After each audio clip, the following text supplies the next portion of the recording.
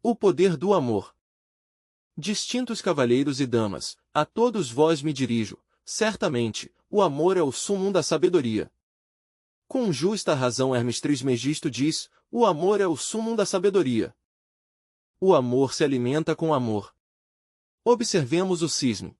Quando um da parelha morre, o outro sucumbe de tristeza. Existe uma ordem sagrada na Europa e também na América, quero referir-me, claramente, à ordem do cisne. Esta ordem estuda precisamente esses elementos do amor. Para que haja amor, se necessita estrita afinidade de pensamentos, afinidade de sentimentos, de ideias, etc. O beijo vem a ser a consagração mística de duas almas, ávidas de expressar em forma sensível o que interiormente vivem. O ato sexual vem a ser a consubstancialização do amor, no realismo psicofisiológico de nossa natureza. Um matrimônio perfeito é a união de dois seres, um que ama mais, outro que ama melhor. O amor é a melhor religião acessível. O amor se alimenta com amor. O amor é uma efusão, uma emanação energética que brota do mais fundo da consciência.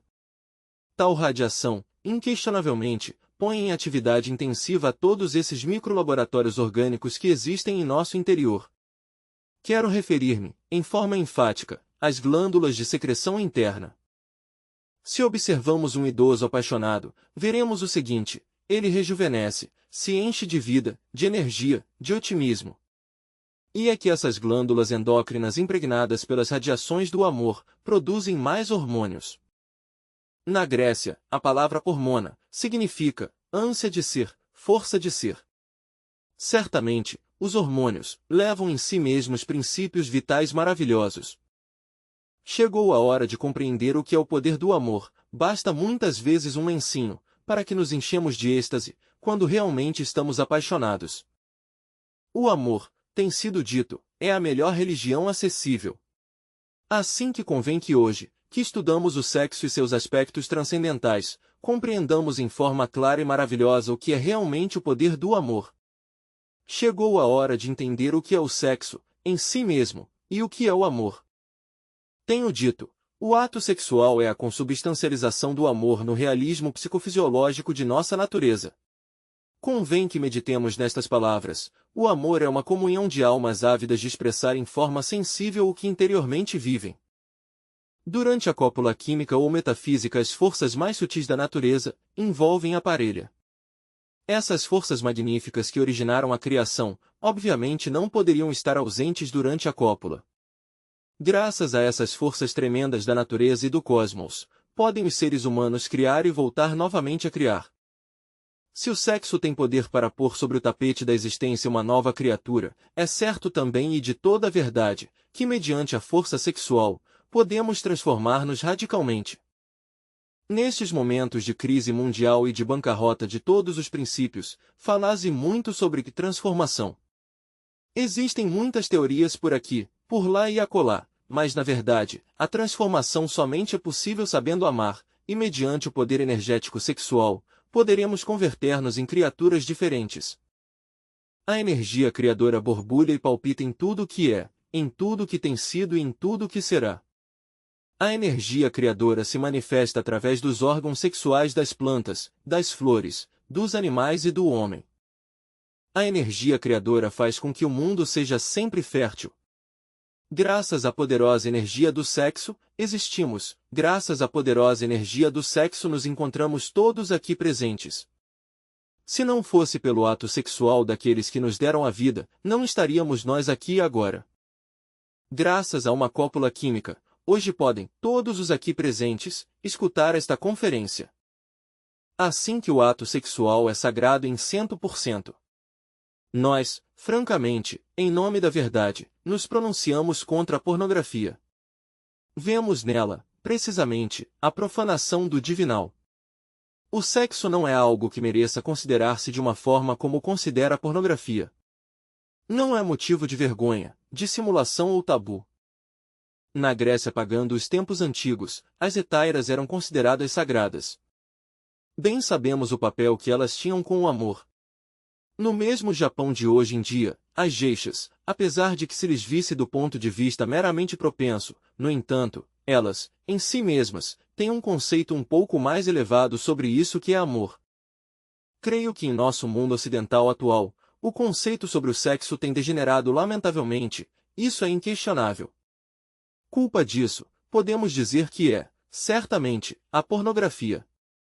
Mas esta não poderia existir se não existisse a mente degenerada.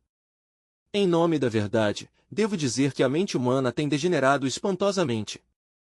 Já não se olha para o sexo com a reverência de outros tempos, agora, se olha desde um ponto de vista meramente pornográfico. Na Creta antiga, nos tempos aqueles em que se adorava Cibele, realizavam-se grandes procissões. Então as sacerdotisas, portando enormes falos de madeira, encabeçavam aquelas procissões. No Egito Sagrado, o sexo era divinal em 100%. No Egito Sagrado, o sexo era venerado totalmente. Naquela antiga idade, o falo sempre era representado por pedras agudas e pontiagudas, e quanto ao Ioni, era representado sempre por pedras semelhantes a taças. No esoterismo crístico, o sexo é representado sabiamente, o lingam gerador foi sempre simbolizado com a hasta santa, com a lança de Longinus, com aquela com a qual o centurião romano ferira o lado do Senhor. Quanto ao Ioni feminino, simbolizou Zelis sempre com o Santo Graal, quer dizer, com a taça santa, com esse cálice que aparece nas mãos do Redentor do mundo. O sexo, pois, é sagrado em 100%, pois sem a força sexual não existiria nenhuma criatura sobre a face da terra. Não é o sexo algo meramente fisiológico como supõem muitos ignorantes ilustrados, não. É uma energia cósmica que borbulha e que palpita em tudo o que é, em tudo o que tem sido, em tudo o que será. Mediante essa energia poderosa, que em última síntese advém do Sol, podemos transformar-nos radicalmente. Quando uma parelha se encontra na cópula química ou metafísica, pode perfeitamente aproveitar esse poder extraordinário para converter-se em algo distinto. Isso é possível se aprendemos a amar o sexo, isso é possível, se nós estudamos o poder sexual. Certamente, e em nome da verdade diremos, que poderíamos aprisionar essa energia maravilhosa que nos rodeia durante a cópula química, para fazer de dentro de nós algo distinto. Em nome da verdade, poremos ênfase para dizer que é possível aprisionar esta energia. Nestes instantes nos vem à mente Brausequard. Este homem fez experimentos maravilhosos com o sexo. Descobriu, por exemplo, que excitando o aparelho sexual e não derramando o ENS seminis, quer dizer, a entidade do sêmen, poderia revitalizar seu organismo. Ainda mais, descobriu que poderíamos rejuvenescer-nos totalmente. Brausequard foi famoso no terreno da endocrinologia. Existe também nos Estados Unidos, a Sociedade Oneida. Esta sociedade tem feito experimentos extraordinários. 25 famílias se submeteram a uma disciplina magnífica. Proíbe-os eles a ejaculação do enseminis, permite-os eles a conexão do lingam yoni, mas sem derramar jamais o vaso de Hermes. O resultado foi formidável, suas parelhas se transformaram magnificamente, homens doentes, sararam, rejuvenescerão-se, encherão-se de vida. É claro que ao não ejacular o enseminis, ao não ejacular o esperma sagrado, se produzem transformações maravilhosas. O esperma se transforma em energia, e a energia subindo pelo sistema nervoso até o cérebro, o dinamiza radicalmente. O Dr. Krumheller disse que havia que seminizar o cérebro e cerebrizar o sêmen. Isto é bastante importante. Quando se transmuta o esperma sagrado, deste modo, se consegue que os hormônios sexuais entrem nos canais sanguíneos, então elas estimulam as glândulas endócrinas sexuais para que produzam maior quantidade de hormônios e o organismo, todo, se rejuvenesce extraordinariamente. Os hindustanes nos falam do Kundalini. Estranha palavra para nós os ocidentais, mas maravilhosa no fundo. A Blavatsky diz que é o forrá transcendente, contido em toda a matéria orgânica e inorgânica. Esse forrá é o poder de Kundalini Shakti. Esse fogo sagrado desperta mediante a transmutação da energia sexual. Quando o fogo solar Kundalini ascende pelo canal medular espinhal, se produzem mudanças psicológicas transcendentais e transcendentes no ser humano. Os hindustanes, os brahmanes, os estudantes dos Vedas, os tibetanos, etc., asseguram, em forma enfática, que na espinha dorsal há 7 centros mágicos, magníficos que nos podem transformar e converter em super-homens. Os teósofos dão a estes 700 nomes sânscritos.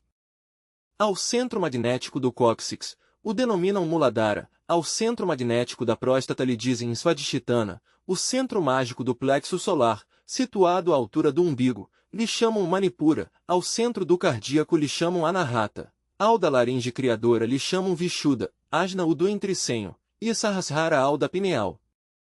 No cristianismo esotérico se fala das 7 igrejas do Apocalipse de São João. Ao centro magnético do cóccix chama-se a Igreja de Éfeso, e se diz que o fogo sagrado tem poder para despertá-lo e quando desperta nos confere poder sobre o elemento terra. Assegura Zenos que a Igreja de Esmirna ou Igreja Prostática contém extraordinários poderes e que quando desperta, nos traz o poder sobre as águas. Essa é a Igreja de Esmirna.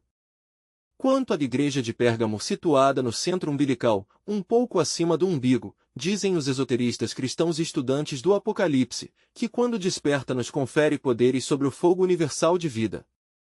Continuam os estudantes do Apocalipse esotérico afirmando que no coração está a Igreja de Tiatira, e que quando desperta nos dá poderes sobre o elemento ar. Continuando com estes estudos, bem sabemos que na laringe criadora se encontra a Igreja Apocalíptica de Sardes. Despertar esse centro nos dá o ouvido oculto, quer dizer, o sintetismo conceptual, máximas conquistas, aspiração refinada, etc., etc., etc. No entrecenho está a Igreja de Filadélfia. Quem chega a despertá-la, se fará clarividente, poderá ver, na verdade, os mistérios da vida e da morte, poderá perceber o ultra de todas as coisas, já não será escravo das fascinações do mundo tridimensional de Euclides, poderá perceber isso que os olhos físicos não podem perceber. Os céticos, os incrédulos, os que creem impossível esta questão, que se tomem o trabalho de desenvolver a Igreja de Filadélfia e corroborarão, por si mesmos, esta realidade. É possível ver, sim, mais além do microscópio e mais além do telescópio. A clarividência nos confere tão tremendo poder. Por último, se abrimos a Igreja de Laodiceia, situada na parte superior do cérebro na glândula pineal, recebemos a polividência. Então poderemos ver todas as dimensões da natureza e do cosmos. Assim, pois, a força sexual maravilhosa pode transformar-nos radicalmente e fazer de nós verdadeiros super-homens, no sentido mais completo da palavra. Agora, vêm casos de que na realidade de verdade, tropeçamos com distintas dificuldades nestes estudos. Os céticos pensam que não é possível que nós cheguemos algum dia a ter poder sobre o elemento terra. Como quer que eles são vítimas das circunstâncias, lhes é impossível entender que um pode aprender a dirigir as circunstâncias. Obviamente o elemento terra está em íntima relação com o Tattva Prithvi, quer dizer, com um éter relacionado com o mineral. Quem tenha poderes sobre o elemento mineral etérico, poderá desencadear terremotos ou apaziguá-los à vontade. A muitos lhes parecerá impossível que alguém possa dominar as águas da vida, e no entanto, no passado existiram homens que tinham poderes sobre o tormentoso oceano. Lembremos Jesus de Nazaré apaziguando as tempestades. Não somente ele, muitos outros realizaram prodígios semelhantes. Jesus o grande Kabir disse, os milagres que eu tenho feito, os podereis fazer vós e ainda mais. Qualquer de vocês que se tome o trabalho de pôr em atividade o centro prostático, receberá de fato e por direito próprio, poderes que lhe permitirão dominar o elemento água. Indo mais além, no terreno do fogo sagrado, é claro que quem abra o centro magnético do plexo solar, pode dominar os vulcões em erupção, apaziguando-os, ou desencadeando novas tormentas ígneas. Isso é impossível para quem esteja engarrafado no estreito conceito da ciência oficial. Nós, francamente, saltamos os limites desta ciência e falamos na linguagem dos esoteristas asiáticos ou ocidentais. Quem se tome o trabalho de estudar a grande obra de Ramatazat sobre as leis ocultas da natureza, verão que é possível adquirir poder sobre o fogo. Os yogis da Índia podem caminhar sobre as chamas, sem receber dano algum. O centro do coração resulta importante. Tem-nos sido dito que com abrir esse centro, podeis sair do corpo físico à vontade. Isto soa estranho nos ouvidos de quem não tem feito estudos esoteristas, porque eles se sentem sendo o corpo físico, eles creem que são o corpo físico, nem remotamente suspeitam de que o corpo físico é tão só uma vestidura que se pode abandonar à vontade. Quando um crê que um é o corpo, e ouve isso de que sair do corpo, crê que quem está falando anda em rumos equivocados. Não podem compreender, nessas circunstâncias, a quem está falando. Mas quando um compreende que o corpo físico é uma casa na qual podemos entrar e sair à vontade, e que o verdadeiro habitante dessa casa é isso que se chama alma, muda o panorama das coisas. Qualquer alma consciente pode entrar e sair do corpo físico à vontade, e quando se desperta o centro mágico do coração tranquilo, um pode abandonar o corpo físico à vontade. Outro dos poderes que nos confere o coração tranquilo é o de meter o corpo físico dentro da quarta vertical. Estranho isto para os profanos, mas é verdade. Quando Jesus caminhou sobre as águas do mar da Galileia, ia com seu corpo físico dentro da quarta coordenada. Seus apóstolos vendo-lhe, creram que era fantasma, mas logo o reconheceram. E Pedro disse: Senhor, se tu és, permite-me que eu vá-te sobre as águas. E Jesus o grande Cabir lhe disse: Vem. E Pedro começou a andar sobre o furioso oceano, mas duvidou, teve medo, falhou-lhe a fé. Jesus teve que auxiliar-lhe, passá-lo para a barca de novo. Jesus deu então a chave para meter o corpo físico dentro da quarta coordenada. Homem de pouca fé, por que duvidaste? Eis aí a chave. Um pode meter o corpo físico na quarta dimensão à vontade se assim o quer. Nas escolas esotéricas fala-se muitíssimo sobre esse poder maravilhoso que existe para meter o corpo físico dentro da quarta dimensão. Lembremos os gregos com seu Harpócrates. Os gregos tinham conhecimentos desta prática. Nos Mistérios de Eleusis falou-se muito sobre Harpócrates. É um deiduso que maneja a força dos estados ginas. Uma força extraordinária mediante a qual todos podemos pôr o corpo na quarta dimensão. Os gregos se adormeciam concentrados totalmente em Harpócrates e pronunciavam seu nome assim: Sa Harpócraciaesis. Deitavam-se na forma em que um pintainho está dentro do cascarão, dentro do ovo, e imaginavam eles mesmos estar metidos dentro de um ovo imaginário. Adormeciam-se nesta concentração, e se sentiam em seu corpo coceira, dominavam-se a si mesmos, porque sabiam que então perdiam as possibilidades para realizar o experimento. Depois, quando se viam a si mesmos como inflados, como inchados, suavemente se levantavam de sua cama invocando a Harpócrates. Davam um salto alongado dentro de sua alcova com o propósito de submergir-se na quarta vertical. A concentração era terrível, pavorosa, espantosa, não tinham tempo para pensar em outra coisa que em Harpócrates. Diziam que este era um bom truque, muito especial, e certamente com sua ajuda, seu corpo se submergia na quarta vertical, e assim, flutuando, podiam abandonar sua casa para viajar pelo espaço. Quem não tem ouvido falar estas coisas, poderão sorrir céticos, mas quem alguma vez tem experimentado com a ciência dos ginas, saberão que isso é verdade. Desenvolvendo o centro do coração, esse que no Apocalipse se denomina Igreja de Tiatira, conseguese o magnífico poder que nos permite entrar na quarta vertical com corpo físico e à vontade, para estudar nessas dimensões superiores da natureza e do cosmos, os mistérios da vida e da morte. E que diremos da Igreja de Sardes? Essa está situada na glândula tiroide. Bem sabemos nós o que é esta glândula. Secreta iodo biológico tão necessário para o organismo.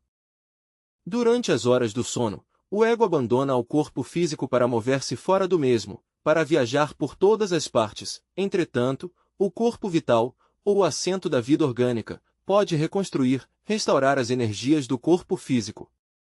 A glândula tiroide neste caso coopera ou ajuda, secreta o iodo biológico e com este se desinfetam totalmente os canais nervosos. Total, que quando o ego volta ao corpo físico, este está restaurado em si mesmo. Se o ego não abandonasse o corpo físico, seria impossível a restauração total do corpo, e então morreríamos. É possível sair do corpo físico à vontade.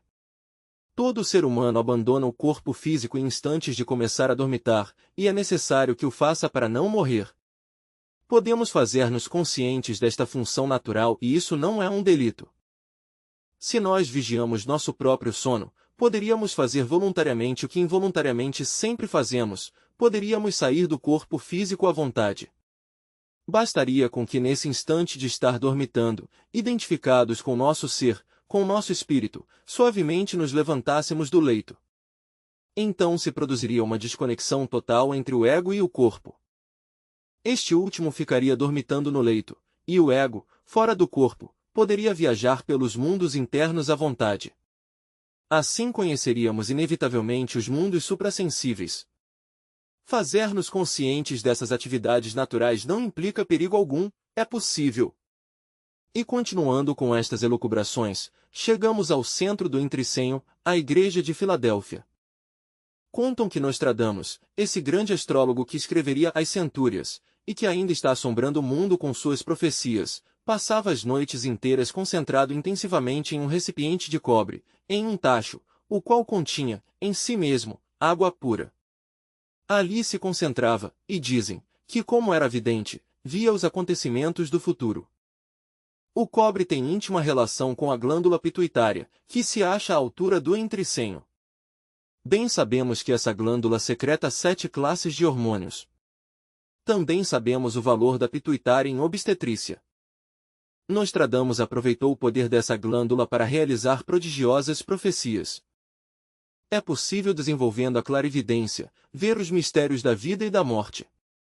As gentes nada sabem sobre os mistérios do nascer e do morrer de todas as coisas, nascem sem saber quando nem como, morrem sem saber por quê. Em vida se encheriam de milhares de teorias, mas morrem como morre todo mundo, então de que lhes servem suas teorias? O interessante seria adquirir conhecimentos que nos permitissem transformar-nos. Por meio da clarividência pode chegar a ver realmente os mistérios da vida e da morte. E por último existe, na parte superior de nosso cérebro a glândula pineal, é muito pequena, sim, no máximo uns 5,5 mm, rodeada de uma fina areia. Despertando tal glândula a uma nova atividade, podemos compreender, por si mesmo e em forma direta, todos os mistérios transcendentais do universo e do cosmos. É possível se nós nos transformamos, mas a transformação total do ser humano, a abertura de todos os sentidos mágicos do mesmo, não se realizariam sem a força mágica da energia criadora do sexo. Por isso é que a cópula química resulta transcendental. É em plena cópula como podemos nós despertar o fogo sagrado. Sempre com a cópula é como nós podemos transformar.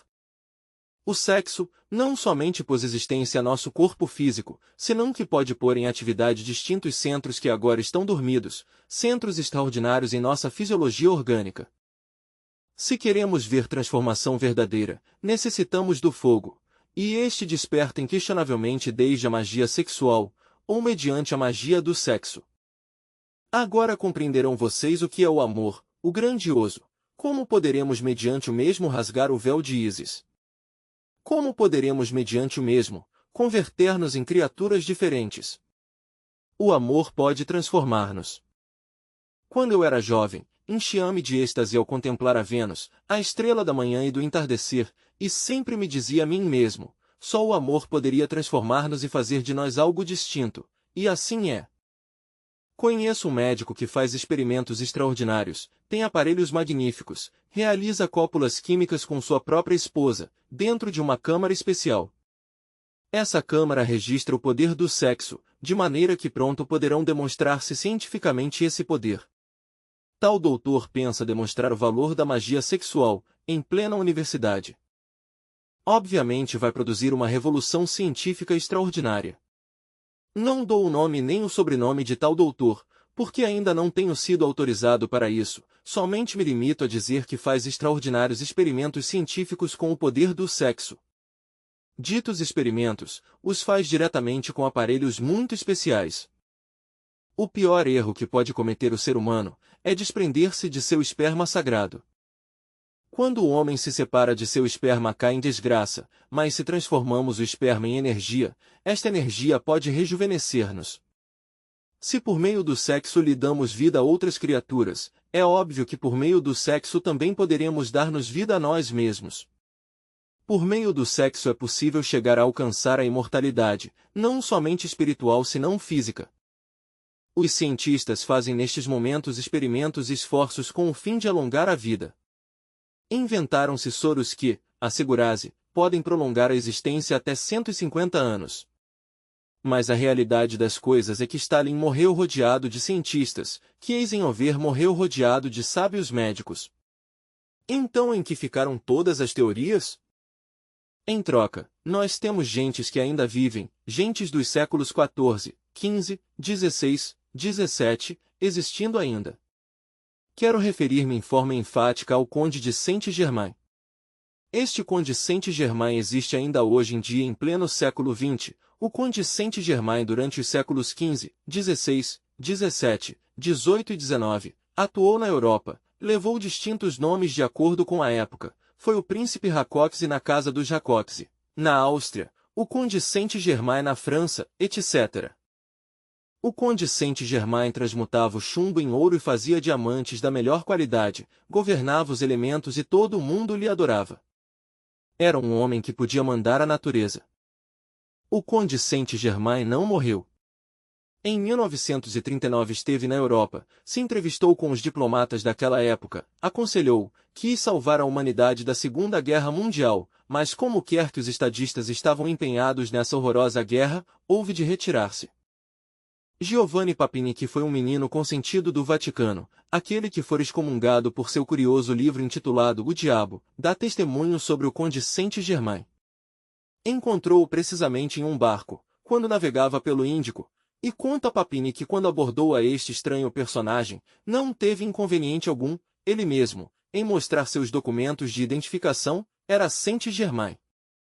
Ao desembarcar na Índia, um grupo de lamas que tinham vindo desde o Tibete, receberão-lhe e levarão-no precisamente para os Himalaias. Assim é certo e de toda a verdade, que o Conde Saint-Germain vive. Giovanni Papini dá testemunho sobre o Conde Saint-Germain. Giovanni Papini é antes de tudo um escritor sério. Não há dúvida de que o Conde Saint-Germain voltará novamente ao mundo ocidental no ano 1999, então cumprirá uma brilhantíssima missão. E que diremos desse outro homem que se transformou mediante os poderes do sexo, desse outro homem que logrou o elixir da longa vida e a pedra filosofal? Quero referir-me, em forma enfática, a Cagliostro. Ele foi o mesmo Mesmer, que assombrou a Europa com suas curas magnéticas, ele foi José Bálsamo, ele foi o Conde Fênix, ele foi Cagliostro. É muita crítica que existe contra o Conde Cagliostro, escreverão-se muitos volumes caluniosos. Obviamente, todos os que contra Cagliostro escreveram, baseiam seus escritos, precisamente, nas crônicas de polícia, crônicas todas pendenciosas, crônicas baseadas em calúnias da época.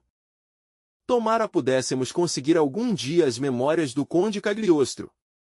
Circulam na Europa, possivelmente França, assim encontraríamos a verdade sobre Cagliostro, suas memórias escritas por ele mesmo. Muitos creem que o Conde Cagliostro morreu, se equivocam. O Conde Cagliostro não morreu. Alejandro Dumas pensa que faleceu em instantes em que se batia com outro sujeito à base de espada, e se equivocou Alejandro Dumas. Outros aqui pensam que foi metido em uma prisão da Inquisição, erro. E que ali morreu. Outros creem que se escapou de outra prisão, e é muito o que se tem dito, mas na realidade de verdade, ninguém sabe sobre a morte de Cagliostro. A verdade é que Cagliostro não morreu e que vive, em breve esse entrará em uma nova atividade. Estes homens se transformaram e se imortalizaram, se converteram em super-homens e em mutantes, mediante a energia sexual. É possível rejuvenescer-se, e é possível imortalizar-se com esse forré incógnito e desconhecido que surge do sexo, precisamente, durante a cópula química ou metafísica. Antes de tudo, devemos valorizar a energia sexual em si mesma, porque é formidável, mas se nós persistimos no desejo de reproduzir-nos como bestas, mas se nós persistimos nas fornicações e na luxúria, inquestionavelmente fracassaremos. Nos converteremos em meras andrágios humanas. Necessitamos transformar-nos e isto é possível somente amando intensivamente. Quando o homem e a mulher se sabem amar, vem a transformação radical. Até aqui minhas palavras.